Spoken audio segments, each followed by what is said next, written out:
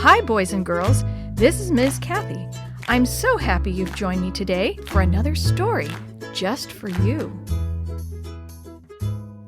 Cindy's Night of Fright by Judy L. Shull. Enough horsing around, boys, Mrs. Shull said as she took her turn in front of the bathroom mirror.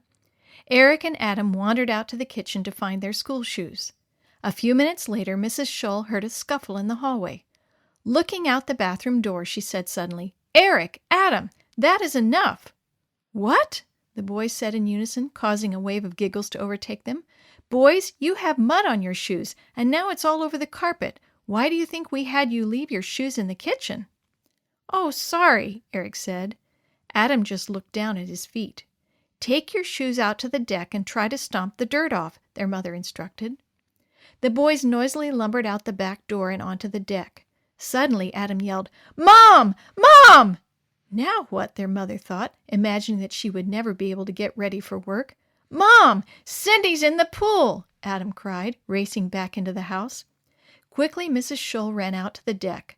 The family's golden retriever, Cindy, was paddling around in the pool. Mrs. Shull ran to the edge of the pool. "Poor Cindy," she said as the dog tried to stay afloat in the above-ground pool. Cindy began paddling toward the sound of Mrs. Shull's voice. Mrs. Shull leaned over and with her best life-saving lift pulled the wet, heavy dog from the pool. "Oh, Cindy," she said, "are you okay?" Cindy's eyes had a glazed look. Ever so slowly the dog walked down the steps of the deck and out into the yard. Eric appeared around the side of the house. "I was going to get the pool ladder," he informed his mom. "Thanks, Eric, but she's already out. Please go and check her food bowl." Eric strolled over to the dish and then announced, "It's full." "Boys, that means Cindy's been in the pool all night. Otherwise, she would have eaten her dinner for sure. Adam, get the rugs out of the bathroom. We're going to need to get Cindy in the tub and warm her up." Cindy followed the family into the house. She even did what she was told. Normally, once plopped in the bathtub, Cindy would jump back out. This time, she sat down. Turning on the shower faucets, Mrs. Shull let the warm water flow over Cindy's cold body. A few minutes later, Mrs. Shull turned off the water. "I think she's as warm as we're going to get her for now. Let's dry her off." With a great deal of effort, they got the wet dog up on her feet and began drying Cindy off. When the dog was toweled off, Mrs. Shull lifted her onto the towel-covered sleeping mat that Eric had brought into the bathroom. Cindy stood on the mat, then stretched out and lay down on it. "We'll call the vet when his office opens, but for now we'll let Cindy get some sleep. I don't know how she managed to survive dog paddling in the pool all night."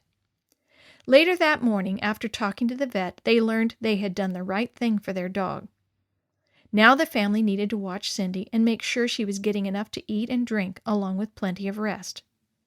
That evening, Eric asked his dad, "Do you have any idea how Cindy was able to survive all night trying to stay afloat in that cold pool?" "Well," Mr. Shull said, "I think it might have to do with hope."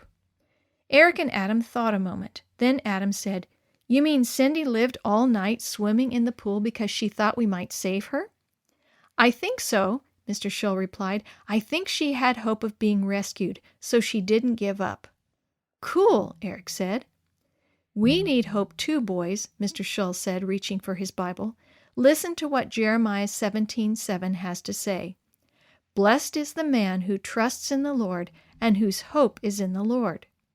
It's because we have the hope God gives us through Jesus that we're able to keep going." Dad hugged each of the boys.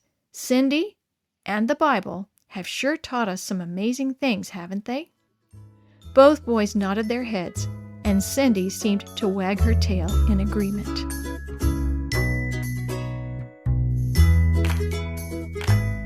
The story you have heard today is from Guide's Greatest Stories, written by various authors and compiled by Randy Fischel, and used with permission from the Pacific Press Publishing Association. If you're interested in any other books published by the Seventh-day Adventist Church, please visit AdventistBookCenter.com or call 1-800-765-6955.